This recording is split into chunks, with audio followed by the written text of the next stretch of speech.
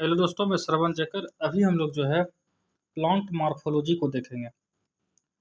ये सीरीज जो है लूसेंट से चल रहा है, जिसको हम लोग जो है पादप आकारिकी हिंदी में कहते हैं। ओके, चलिए स्टार्ट कर लेते हैं। बायोलॉजी सीरीज चल रहा है। पहला नंबर क्वेश्चन को देख लेते हैं। मूलांकुर के अतिरिक्त पौधे के किसी भी भाग से विकसित होने वाली जड़ें क्या कहलाती है? ये कहलाती है अपस्थानिक मूल। क्या कहलाती है? अपस्थानिक मूल। दूसरा नंबर क्वेश्चन की बात करते हैं। मूलांकुर से विकसित जो होती है वो जड़ें क्या कहलाती है? वो जड़ें जो है मूसला जड़ कहलाती है। अगर मूलांकुर के अतिरिक्त किसी पौधे के किसी भी भाग से अगर विकसित होगा तो वो जो है मूसला जड़ नहीं कहलाएगी। जो कि मूलांकुर से ही विकसित होगा वही जो है मूसला जड़ कहलाएगी। आइए तीसरा नंबर क्वेश्चन देख लेते हैं। श्वसन मूल मिलती है। अगर हम श्वसन मूल की बात करें तो ये जो है जुस्सिया में मिलती है। 4 नंबर क्वेश्चन देख लेते हैं। ऊपरी रोही मूल मिलती है।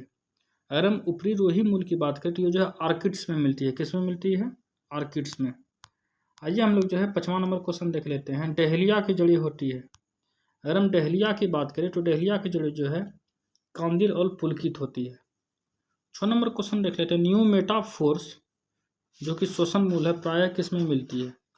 तो न्यू मेटाफोर्स जो है मैंग्रोव पादपों में मिलती है। 7 नंबर क्वेश्चन देख लेते हैं। आर्किड्स में विलामेन जड़ें होती है।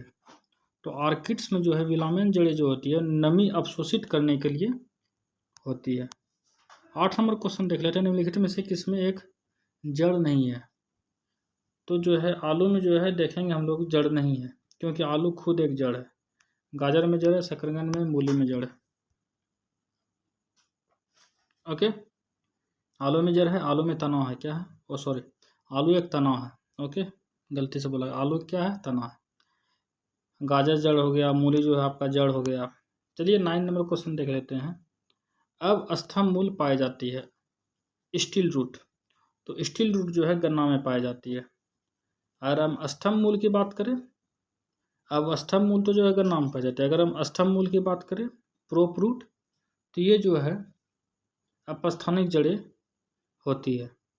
और जड़ें जो विकसित होती है वो मूलांकुर से होती है। कहाँ से होती है? मूलांकुर से। 12 नंबर देखेंगे। गाजर एक क्या है? गाजर एक जड़ है। जब हम उखाड़ेंगे तो हम जड़ को उखाड़ेंगे। 13 नंबर क्वेश्चन देख लेते हैं। निम्नलिखित में से कौन सा पादप का मुख्य अवशोषक अंग है? अगर हम पादप की अवशोषक अंग की बात करें तो ये जो है केवल जड़ है। बरगद के पेड़ के तने से लटकने वाली मोटी जड़ें क्या कहलाती है? स्तंभ मूल कहलाती है। क्या कहलाती है? स्तंभ मूल। 15 नंबर क्वेश्चन देख लेते हैं। निम्नलिखित में से कौन सा जोड़ा गलत है? शंकु आकार का जो जड़ होता है वो प्याज होता है। नहीं, शंकु आकार का जड़ प्याज का नहीं होता है। तुर्की रूपी जड़, मूली सही है। श्वसन मूल, मैंग्रोव वन, कुंभी स्तंभ, शलजम सही है। ऑप्शन क्या आ जाएगा? ये 16 नंबर क्वेश्चन देख लेते हैं। श्वसन मूल पाई जाती है। अगर हम श्वसन मूल की बात करें तो ये जो है राइजोफोरा में पाया जाता है। किसमें? राइजोफोरा में। 17 नंबर क्वेश्चन देख लेते हैं। पान की लता बनने वाली जड़ें कौन सी होती है? तो पान की लता जो बनती है वो जड़ें जो है आरोही जड़ होती है। कौन जड़ होती है? आरोही जड़। आलू जो हम खाते हैं क्या खाते हैं? बताए हुए तना खाते हैं आलू का। 19 नंबर देखते हैं। पर्ण का स्तंभ का रूपांतरण है।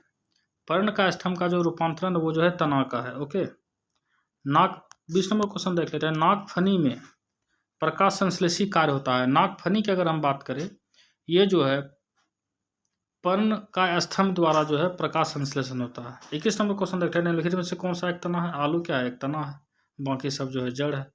22 नंबर क्वेश्चन देख लेते हैं। पत्ता गोभी खाद्य पदार्थ का संग्रह कहाँ करता है? तो पत्ता गोभी जो होता है ये जो अपना खाद्य जो संग्रह करता है पत्तियों में करता है। 23 नंबर क्वेश्चन देखते हैं। आलूगत जो है भूमिगत रूपांतरित तना होता है, जिसे क्या कहा जाता है? इसको जो है हम लोग जो है शकरकंद या इसको हम लोग जो है कंद कहते हैं। क्या कहते हैं? कंद कहते हैं।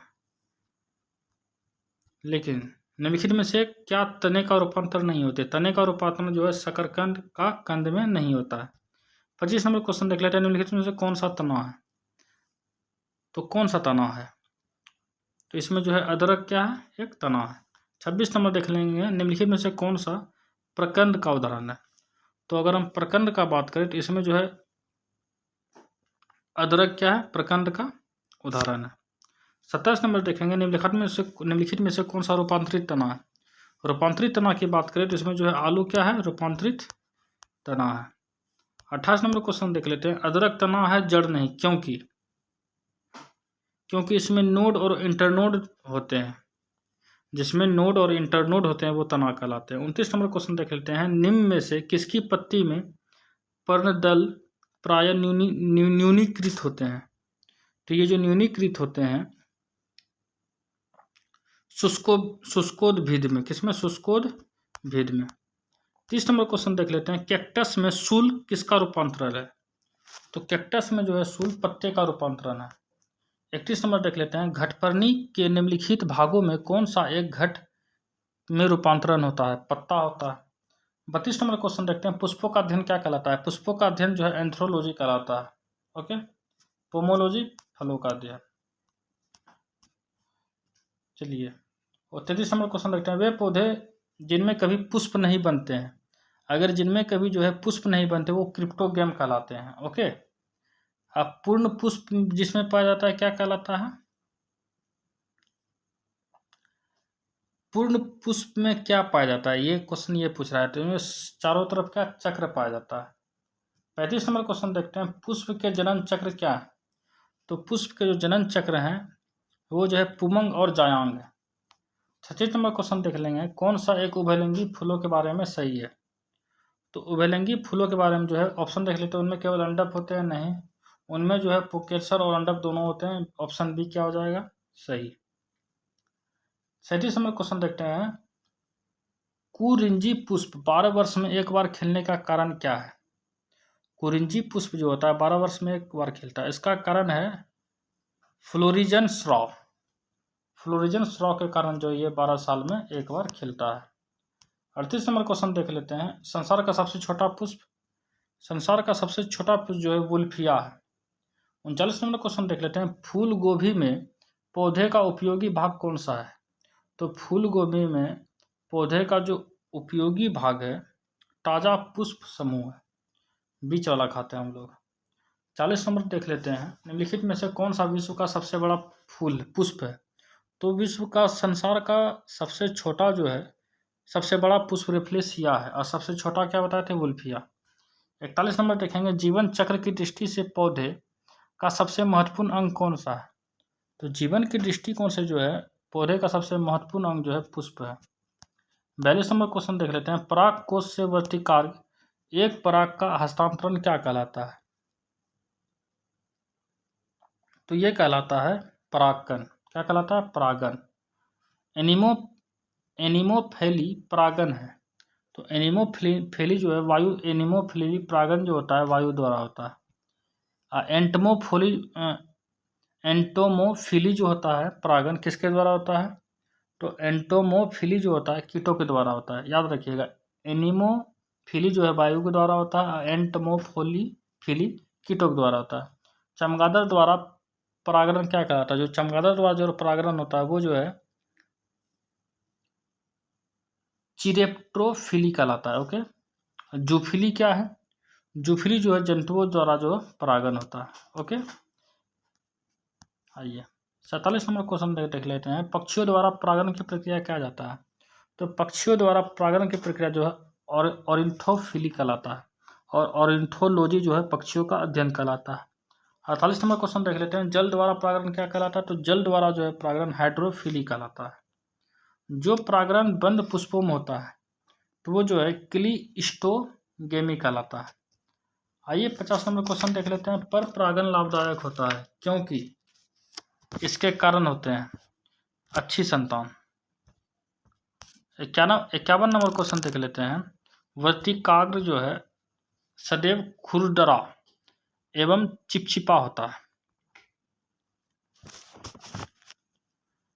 किसके कारण होता है, कीट में परागित पुष्पों में होता है। और घोंगे द्वारा परागण क्या कहलाता है। जो घोंगा द्वारा जो परागण होता है जो है मेलेकोफिली कहलाता है। क्या कहलाता है, मेलेकोफिली। सुगंधित पुष्पों में परागण किसके द्वारा आता है, ये जो कीटों द्वारा होगा। ओके, सुगंध सुन के जो है कीट आता है। परागण है, परागण क्या है, परागण जो है अपूर्ण विकसित नर युग्मों विद है। 55 नंबर देख लेते हैं। किसी प्रारूपिक पुष्पों में अंकुरित होने वाले परागण बीजांड में पहुंचने से पहले जायांग के कई भागों से होकर गुजरते हैं।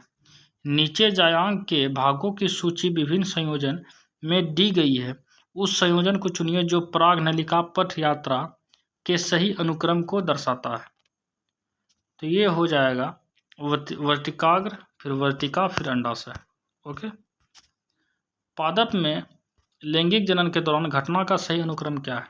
तो पादप में जो है पहले परागण होता है, निषेचन, फिर युग्मनज, विभाजन, फिर भ्रूण बनता है, फिर उसके बाद क्या पौधा बनता है। ऑप्शन सी।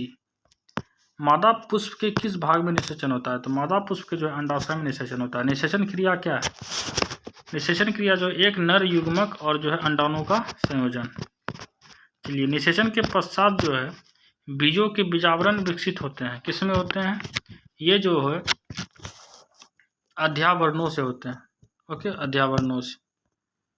डबल फर्टिलाइजेशन जो होता है इसका मुख्य लक्षण क्या है? दो निषेचन का इसका मुख्य लक्षण जो है आवृत बीजी है। क्या है? आवृत बीजी। अनिषेच जनन क्या है? ये जो होता है ये जो है बिना निषेचन के अंडाणु का परिवर्धन होता है। निषेचन के बिना फल के विकास को क्या कहा जाता है? निषेचन के बिना जो फल का जो विकास होता है वो जो है पार्थेनोकॉर्पी कहलाता है। 63 नंबर क्वेश्चन देख लेते हैं। निम्नलिखित में से कौन सा फल अनिषेचक फलनीय है? तो अनिषेचक फलनीय जो है केला है। 64 नंबर क्वेश्चन देख लेते हैं। गुदेदार थैलेमस किसमें खाने योग्य होता है? तो गुदेदार थैलेमस जो है सेब में खाने लायक होता है। 65 नंबर देख लेते हैं। इनमें से कौन सा सत्य फल का उदाहरण? तो इसमें जो है सत्य फल का जो उदाहरण है आम है। क्या है? आम है। सेब तो असत्य फल का उदाहरण है। एक सत्य फल जो है परिवर्धित होता है। किससे होता है एक सत्य फल जो परिवर्धित होता है? अंडाशय से। 67 नंबर देख लेते हैं। आभासी फल का उदाहरण क्या है? आभासी फल का उदाहरण जो है सेब है। अमरूद जो है सत्य फल है, आम सत्य फल है, टमाटर जो है सत्य फल है, ट्रू फ्रूट से। 68 नंबर देख लेते हैं। निम्नलिखित में से कौन सा एक सच्चा फल नहीं है? तो सेब जो है सच्चा फल नहीं है। अंगूर है, खजूर है, आलू बुखारा है। चलिए 69 नंबर देख लेते हैं। नारियल तथा आम के फल होते हैं। नारियल तथा जो आम के जो फल होते हैं ड्रूप होते हैं। 70 नंबर देख लेते हैं। पके हुए आम खाने योग्य आकारिकीय भाग होता है। ये जो भाग होता है मध्य फलपत्ति को खाता है। नीचे में जो है गठली रहता है, बीच में जो है गुद्दा रहता है जो हम लोग खाते हैं, ऊपर में छिलका। नारियल का खाने भाग योग क्या होता है? नारियल का जो भाग हम लोग खाते हैं भ्रूणपोष खाते हैं, अंदर का भाग। लीची फल का खाने भाग योग होता है। तो लीची हम लोग जो खाते हैं, लीची जो है एरिल खाते हैं। क्या खाते हैं? एरिल। 73 नंबर क्वेश्चन देख लेते हैं। सेब एवं नाशपाती में जो है खाने भाग्य क्या होता है? सेब एवं नाशपाती में जो है मांसाल खाते हैं। ओके, मांसाल पुष्पासन। 74 नंबर क्वेश्चन देख लेते हैं। फलों का वह प्रकार जिसमें लीची को रखा जाता है। नट में जो है लीची को रखा जाता है। अगला देख लेते हैं। निम्नलिखित में से कौन सा एक लक्षण पादप के तने के रूपांतरण का एक संकेत है? तो पादप के तने के रूपांतर का एक संकेत है तने में आंख का पाया जाना। 76 नंबर देख लेते हैं। अनानास किस प्रकार का फल है? अगर हम अनानास की बात करें तो अनानास जो है साइकोनस है। क्या है? साइकोनस है। 77 नंबर देख लेते हैं। निम्नलिखित में से कौन सा सम्मिलित है? आम जो है बेरी है नहीं, टॉम पॉम नहीं, सेब ड्रूप नहीं, केला जो है क्या बेरी है। सही है। चलिए 78 नंबर क्वेश्चन देख लेते हैं। निम्नलिखित में से कौन सा कारक बीजों के परिकर्णन द्वारा पादपों के प्रवर्धन में योगदान नहीं करता है? कवक नहीं करता, जंतु करता है, पवन करता है, जल करता है, लेकिन कवक नहीं करता है। नाशपाती का कौन सा भाग खाया जाता है? तो नाशपाती का अगर हम लोग जानते हैं गिद्देदार पुष्पासन खाया जाता है। गुद्देदार पुष्पासन, गुद्दा वाला भाग। 80 नंबर क्वेश्चन देखेंगे। किस भाग में बीज होता है? किस पौधे में बीज होता है लेकिन फल नहीं होता है? तो साइकस में जो है बीज होता है लेकिन इसमें जो है फल नहीं होता है साइकस में। 81 नंबर क्वेश्चन देखते हैं। बीज विकसित होता है। तो बीज जो है जो विकसित होता है बीजांड में। 82 नंबर देखेंगे। भ्रूण मिलता है। तो भ्रूण की अगर बात करें तो ये जो है बीज में मिलता है। आर्किड के बीज होते हैं। अगर हम आर्किड के बीज की बात करें तो ये जो है हल्के एवं सूक्ष्म होते हैं। 84 नंबर क्वेश्चन देख लेते हैं। सामान्यतः अंकुरण के लिए किसकी आवश्यकता नहीं होती है? तो अंकुरण के लिए जो है जल होना चाहिए, हवा होना चाहिए, ताप होना चाहिए, प्रकाश नहीं भी रहेगा तो चलेगा। ऑप्शन ए हो जाएगा सही। 85 नंबर क्वेश्चन देख लेते हैं। सजीव प्रजक अंकुरण किस में पाया जाता है? सजीव प्रजक अंकुरण जो है राइजोफोरा में पाया जाता है। 86 नंबर क्वेश्चन देख लेते हैं। अधोभूमिक अंकुरण किस में पाया जाता है? अधोभूमिक अंकुरण जो है मक्का में पाया जाता है। अब भूकोप अंकुरण किस में पाया जाता है? अरंडी में। किस में? अरंडी में। अब 88 नंबर क्वेश्चन देख लेते हैं। पौधों में पीठस्थ अंकुरण का अभिप्राय क्या है? ये जो है जनक वृक्ष पर लगे हुए फल के भीतरी बीजों का अंकुरण। ऑप्शन सी आंसर हो जाएगा। 89 नंबर क्वेश्चन देख लेते हैं। बीजों के अंकुरण के दौरान भ्रूण का जो भाग जड़ के रूप में वर्धित होता है वह क्या है? वह जो मूलांकुर है, मूलांकुर। 90 नंबर देख लेते हैं। निम्नलिखित में से कौन सा एक कीटाहारी पादप है? तो कीटाहारी पादप जो है घटपर्णी है। 91 नंबर देख लेते हैं। बीजों को किस स्थिति में संरक्षित किया जाता है? तो बीजों को जो है किस स्थिति में? तो ये जो है ठंड और शुष्क स्थिति में। 92 नंबर क्वेश्चन देख लेते हैं। विश्व का सबसे लंबा पौधा कौन सा है? तो विश्व का सबसे लंबा पौधा का बात करें तो जो है यूकेलिप्टस है। 93 नंबर देख लेते हैं। निम्नलिखित में से कौन सा युग्म सम्मिलित नहीं है? अमरबेल, तनाव परजीवी सही है। आर्किड अधिपादप सही है। चंदन जो है जड़ परजीवी सही है। घटपर्णी जलोद्भिद गलत है। ऑप्शन डी सही हो जाएगा। किस पादप में तना संचयन तथा चिरकालिकता के कार्य करता है? ये जो है कार्य करता है हल्दी। चिरकालिकता। ओलिंजिक प्रजनन एक प्रकार है जिसमें जड़ों, तनों, पत्तियों और कालिकाओं से नए पौधे जो उत्पन्न होते हैं क्या कहलाता है? वानस्पतिक प्रजनन। चलिए यहाँ तक 95 क्वेश्चन तक समाप्त हो गया। अगला जो है टेक्सोनोमी, आवृत्त बीजों का जो है वर्गीकी चलेगा। चलिए ठीक है, थैंक यू। वीडियो को लाइक, सब्सक्राइब रेगुलर बने रहिए।